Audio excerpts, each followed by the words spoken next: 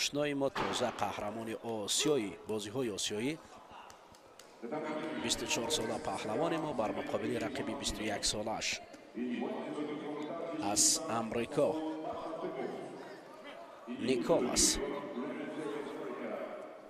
یعنی زوکا با میدان میبرند. یعنی زوکا از قیده امریکا مدال دارد ولی از مسابقه های بین المللی نشان به گردن نکرده است. 10 مرتبه ای که در گرند اسلم ها بود باره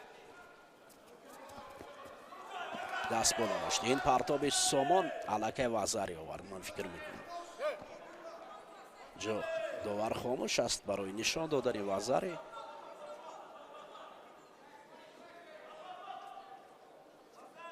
فکر میکنم این وزاری بود. داور از برزیلی است.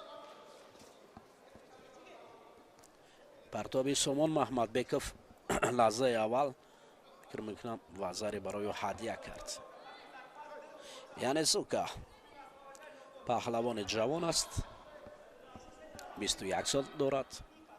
اکنون که تازه با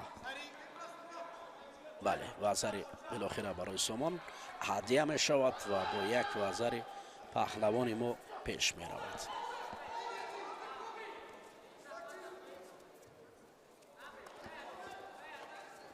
اوه یعنی زوکا هم اینجا سامان رو قریب بود که با پهلو افتاند. این هم باید احتیاط کرد. اما تجربه سامان است. رقیب زمین تا آسمان فرق میکند. خب نوبت دیگر رو برو گردیدن و محمد بیکوف حالا برای استفاده اصول اوچیماتا یک نوبت کوشش میکند و دوباره از پشتی پای میگذارد. حالا شیدای نوبتی برای یعنی زوک است. این پرتاب چی است؟ افتش خودی یعنی زوک است. شیدای اول برای این پهلوان جدا کبود پوشیده، جداگی کبود و بر کرده است. یعنی زوکا و محمد بیکوف با جداگی سفید پهلوان ما گشتین میگیرند. حالا از سمت چپ داشتن شدای دویم برای هر دو شاید نشان دهند یک طرف برای یعنی زوکا و دو شدا تهدید برای این پهلوان. اوه امریکایی و اینجا یک حالت بسیار هم خطرناک برای سامان هم است. باید از این خطرها خود را حفظ نماید. ارو برای یک دیگر گردیدن. سامان حالا از سمت دیگر اصول می اندازد و این حالت ها نه از این حالت پیرو کردن کار مشکل است. خب مته داور آنها را از سر نو می خیزاند و دوباره آنها گشتین را از راستا آغاز می کنند.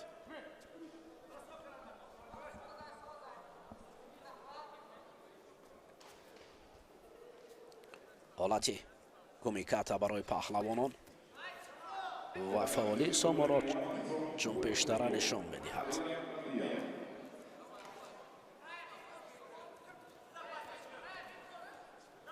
حالا سامان مجبور میکنه رقیب را که دور رود، دور رفتن است یا میل نکردن به گشتی. شیدای سیوم برای یعنی زوکا این خانساکی مکی است. اما سامان میخواهد که سمت دیگر رقیب را هوا دهد و حالت اسای کمی قرار گیرد رقیب را. حالا پای را داشته است عارف. سامان جهد برای رها کردن پای خود است و 10 ثانیه کافی است که در اینجا سامان حالت رها کردن پای نزدیک است و همین طریق پای را رها میکند اما رقیب را سمت دیگر میبرد.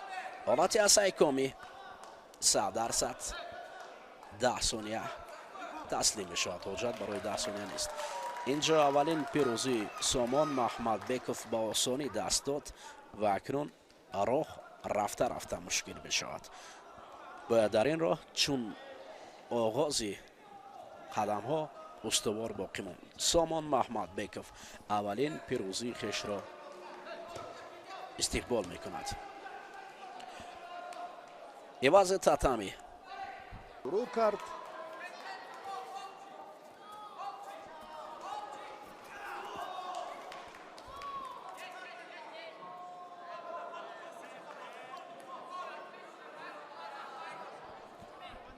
و اکنون گامبارو اگر ما هم یک صحیفه مظفریت این چهره را یادداشت شویم، در جام اروپا سال روان ماه سپتامبر برنده مدال طلا شده بود و در باکو نوامبر سال 2022 باز هم سال 2023 هم در شهر دوشنبه این چهره رقابت‌های خود را تا به مرحله تسلّی بخش برد. در آن دور ظفر یا برای مدال برنجی مبارزه برد پهلوان آلمانی، اما جای پنجم را گرفت. گامبا 24 سال دارد. اینجا هم بسیار خطر ایجاد کرد برای ورزشگری تاجیکستان. سامان باید احتیاطکارانه رقابت کند، چون در خصوص کم فارغ بالی برخی از پهلوانان حرف زدیم. هر دو همسالند. امروز هم سامان اکنون در صحافت ورزشیش تحولات دگرگانی های زیاد به نظر می رسد، اما گامبا از این رو افتادن نیست.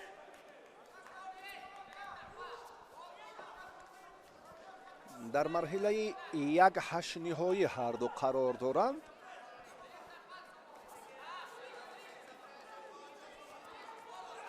سامان در یک دور آزاد بود، از این پیشتر هم یک غلبه خیلی سری وقتی خود رو هم دریافت.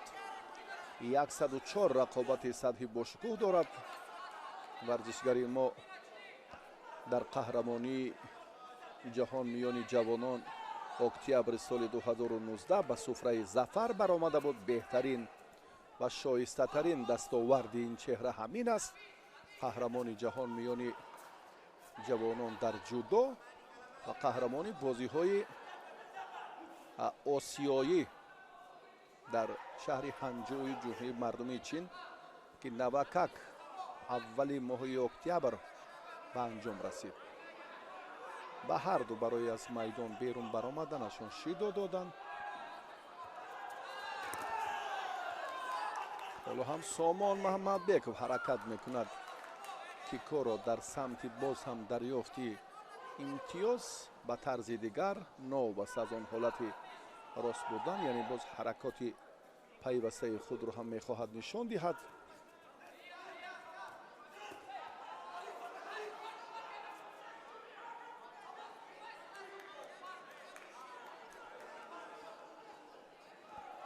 تجربه خوب دارد سامان محمد بیکوف از مسابقات گرند سلم، یعنی به این مسابقات سلسلوی با نفوذ سیاره هم گویم اشتباه نیست، خیلی آشناست.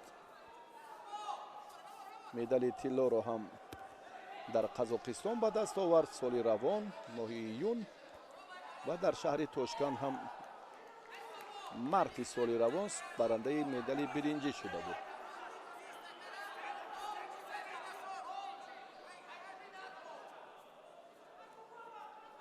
از مسابقات گران پری یک مدال طلا دارد. این هم به همه ما و شما معلوم که این موفقیت سامان را در شهر دوشنبه نصیب گردید. 3 دقیقه هر دو قواسمایی نشان دادن که برابری را ما میبینیم.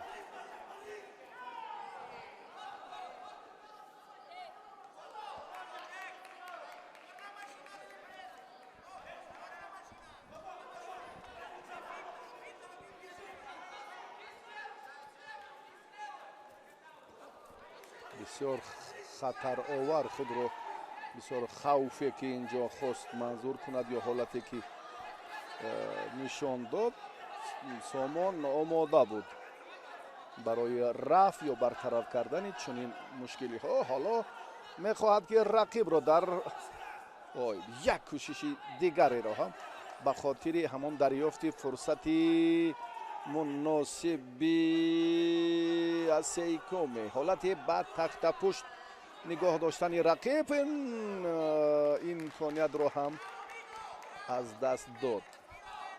гамба руҷӯъ кард, ҳолатро мӯътадил намуд ва талоши Сомон Маҳмадбеков дар лаҳзае ки кор дар замин буд хеле ҳам хуб, аммо инҷо Сомон бар иҷрои усули ҳалуки беруна чандон омода набуд.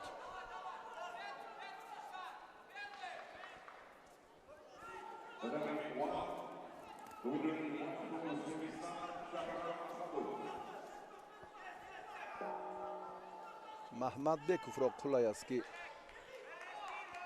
рақибашро дар партер пайдо созад. кӯшишҳои кор дар замин барояш хеле амалҳои гуногуни гӯшини ҷудо ошност. барои имтиёзи тиллоӣ акнун ҳарду талош хоҳанд кард дар вақти иловагӣ.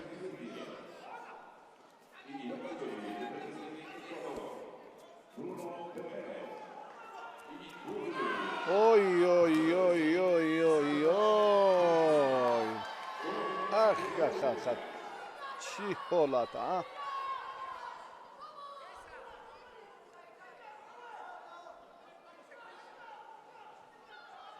чӣ ҳолате ба амал омад. Сомон бисёр хатогии дағал анҷом дод. рақибро нодида гирифт гамбаро. ё чӣ ҳолате ки ба ростӣ бовари кас намеояд. инқадар касбияти баланду истеъдоди воло.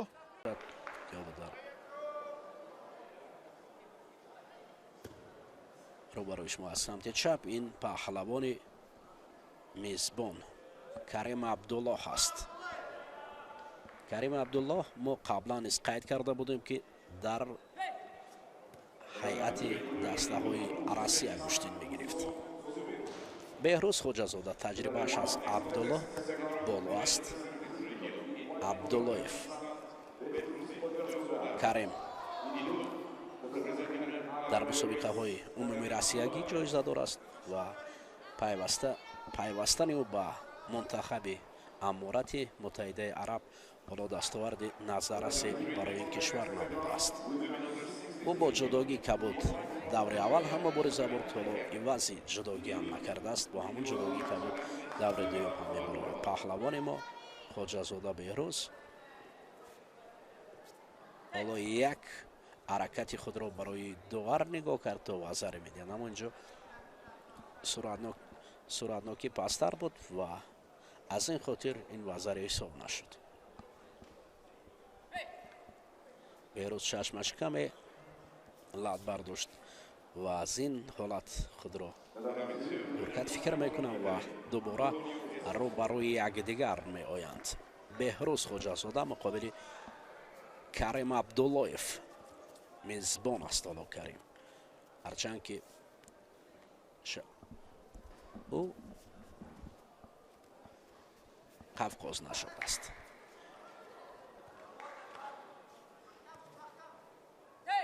ҳоло беҳрӯз барои овардани рақиб самти дигар кӯшишҳояшро зиёдтар мекунад. аммо муҳим аст ҳама ҳуҷум бошад ва эҳтиёткорона беҳрӯз гӯштин гирад. имкон аст барои беҳрӯз. дастакон медиҳад.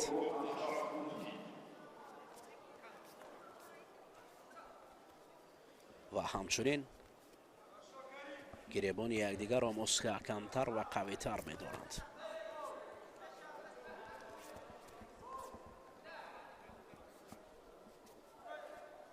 ҳоло натиҷаи миёни ин паҳлавонон ба чашм намерасад. эҳтимол аст ки бо ин шакл ё шева гӯштин гиранд.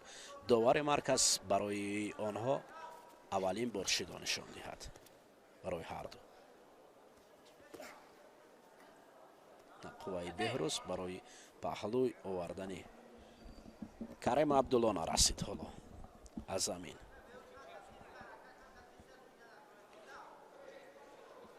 дар гӯштинҳои охир беҳрӯз хоҷазода малакаи худро хеле хуб рушд дод, аз ҷойи ки қаблан гӯштини хуб мегирифт ва баъдан таваққуф кард. лаҳзае буд ки замоне буд ки ё даврае буд ки каме ба хастагӣ рафт ва дубора барқарор мекард худро, махсусан дар бозиҳои осиёӣ худро нишон дод, дурахшаш хуб шуд ва баъди барқарор шудани дасти ладидааш фикр мекунам акнун ӯ бояд дар роҳи мусобиқоти минбаъда камарбаста бошад ва заифӣ худро нишон надиҳад, ҳоло ки Карим Абдуллоҳ имтиёз дорад. оли ҳозир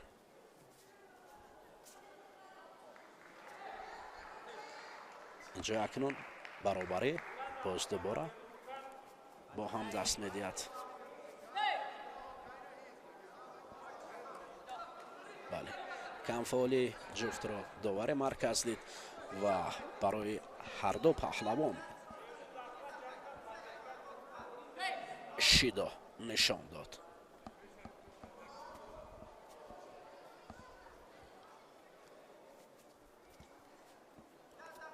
доваре ки барои Карим Абдуллоҳ маслиҳат медиҳад ӯ қавқознашод аст ва ҳам аз дастаи мунтахаби аморати араб баромад мекард ва акнун ҷалб кардааст паҳлавонони қавқозиро ба дастаи мунтахаби аморати муттаҳидаи араб. ҷумла Карим Абдуллоҳ ҳам аз ҷумлаи онҳост. инҷо беҳрӯз хоҷазода дур буд рақиб. дар фосилаи дур иҷро кардани баъзе усулҳо он қадар натиҷа надорад. бояд инро дар фосилаи наздик ва росту хуб иҷро кард.